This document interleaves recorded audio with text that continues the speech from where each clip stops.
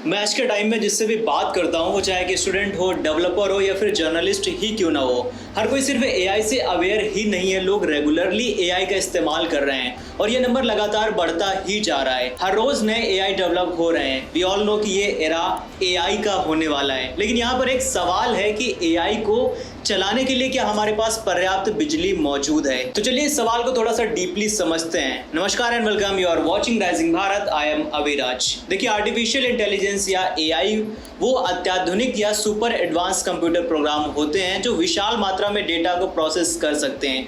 यानी वो सामान्य कंप्यूटर प्रोग्राम से कहीं ज्यादा पेचीदा काम कर सकते हैं और उनकी डेटा प्रोसेसिंग क्षमता मनुष्य के दिमाग की क्षमता से कहीं अधिक होती है, जिसके चलते वो कई समस्याओं के समाधान निकालने में सफल हो रहे हैं। एआई से जुड़ी संभावनाओं के बारे में डॉक्टर मार्क वैन रायमेनन बताते हैं, जो सिडनी स्थित स्ट्रेटेजिक फ्यूचरिस्ट यानी कि डॉक्टर मार्क भविष्य में किस प्रकार की टेक्नोलॉजी का विकास हो सकता है इसका अनुमान लगाते हैं और आकलन भी करते हैं। वो कहते हैं कि स्वास्थ्य सेवाओं में आर्टिफिशियल इंटेलिजेंस या एआई का प्रभाव अभी से देखा जा रहा है। डॉक्टर मार्क ने कहा है कि गूगल ने मेड जेमिनाई नाम का एक एआई प्रोग्राम बनाया है जिसका इस्तेमाल मरीज की जांच करते समय डॉक्टर अपने सहायक के रूप में करते हैं। डीप माइंड का अल्फा फोल्ड एक ऐसा एआई प्रोग्राम है जो ये पता लगाता है कि शरीर में प्रोटीन कैसे काम कर रहा है। इसके इस्तेमाल से केवल बीमारियों का इलाज करने में ही मदद नहीं मिलती, बल्कि उन बीमारियों से बचने में भी सहायता मिलती है।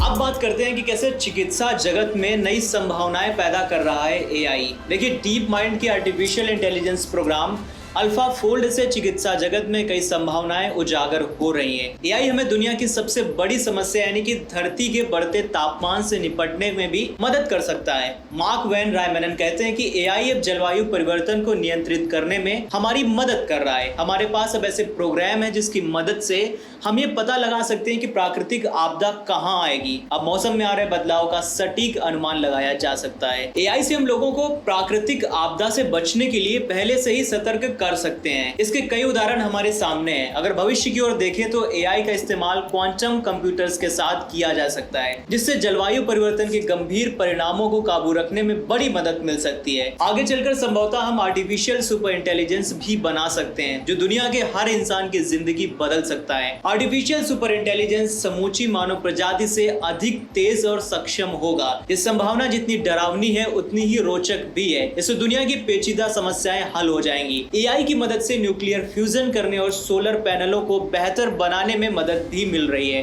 भविष्य में जब सुपर आर्टिफिशियल इंटेलिजेंस विकसित हो जाएगा तो हो सकता है हम उन चीजों से ऊर्जा बनाने में सफल हो जाएं जो फिलहाल असंभव है। ये सुनने में अजीब जरूर लगेगा, लेकिन अगर हम मनुष्य से अधिक इंटेलिजेंट चीज बना लेंगे तो कुछ भी संभव हो जाएगा। सुपर आर्टिफिशियल इंटेलिजेंस की बदौलत सब कुछ इतनी प्रचुर मात्रा में उपलब्ध हो सकता है कि दुनिया की सारी समस्याएं समाप्त हो सकती हैं।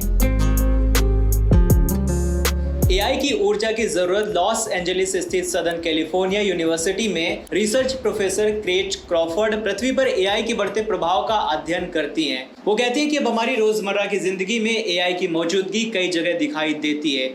फोन को अनलॉक करने के लिए फेस डिटेक्शन से लेकर स्पैम ईमेल की पहचान एआई की मदद से होती है। इसी की सहायता से भाषाओं का अनुवाद करने वाले प्रोग्राम बनाए जाते हैं। मगर मसला यह है कि एआई प्रोग्राम को बनाने और संचालित करने वाले कंप्यूटर्स को चलाने में भारी मात्रा में बिजली खर्च होती है। एक अनुमान यह भी है कि 2027 तक एआई अकेले ही इतनी बिजली का इस्तेमाल करने लगेगा जितनी बिजली नीदरलैंड्स जितना बड़ा कोई देश इस्तेमाल करता है। एआई को विकसित करने या इस्तेमाल करने के लिए बड़ी संख्या में मशीनों और कंप्यूटर्स की जरूरत होती है जो एल्गोरिदम का इस्तेमाल करके करोड़ों के कैलकुलेशन करते हैं। पिछले 2-3 सालों में इन सुविधाओं के निर्माण में बड़ी वृद्धि हुई है। इस काम के लिए विशाल डेटा सेंटर बनाने पड़ते हैं जिसमें सैकड़ों बड़े कंप्यूटर्स होते हैं। बड़े गोदामों के आकार की इन इमारतों में खिड़कियां नहीं होती, इन्हें ठंडा भी रखना पड़ता है।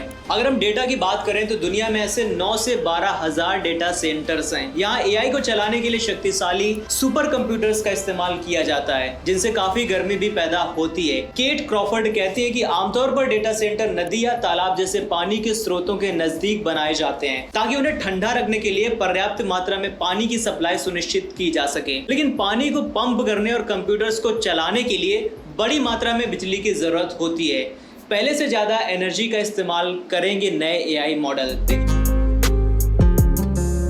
देखिए, क्रेट क्रॉफर्ड के मुताबिक कुछ अनुमानों के अनुसार एआई दुनिया के बिजली के बजट का 8 से 10% हिस्सा इस्तेमाल कर रहा है, जो कि बहुत ज्यादा है। आगे एआई के लिए बिजली की जरूरत और बढ़ेगी जब जनरेटिव एआई का इस्तेमाल बढ़ेगा। आर्टिफिशियल इंटेलिजेंस है जो हमारे साथ चैट कर सकता है, तस्वीरें बना सकता है और सैंपल म्यूजिक की मदद से संगीत भी तैयार कर सकता है ना? बहुत ज्यादा इंटरेस्टिंग। तो दावोस में 2024 की वर्ल्ड इकोनॉमिक फोरम की बैठक में चैट जीपीटी बनाने वाली कंपनी ओपन एआई के प्रमुख सैम ऑल्टमैन ने कहा कि एआई के नए मॉडल पहले लगाए अनुमान से कहीं ज्यादा ऊर्जा का इस्तेमाल करेंगे। क्रेट क्रॉफर्ड के अनुसार एआई एक ऊर्जा संकट की ओर बढ़ रहा है। जनरेटिव एआई कहीं ज्यादा मात्रा में बिजली का इस्तेमाल करेगा। वो कहती है कि हमारे बिजली उत्पादन संयंत्रों पर पहले से सप्लाई का दबाव है जो और ज्यादा बढ़ जाएगा। अगर इस समस्या का हल नहीं निकाला गया और ऊर्जा के नए स्रोत नहीं बनाए गए तो समस्या और भी ज्यादा गंभीर हो सकती है। क्या ग्रीन एनर्जी से पूरी हो सकती है एआई के लिए बिजली की जरूरत?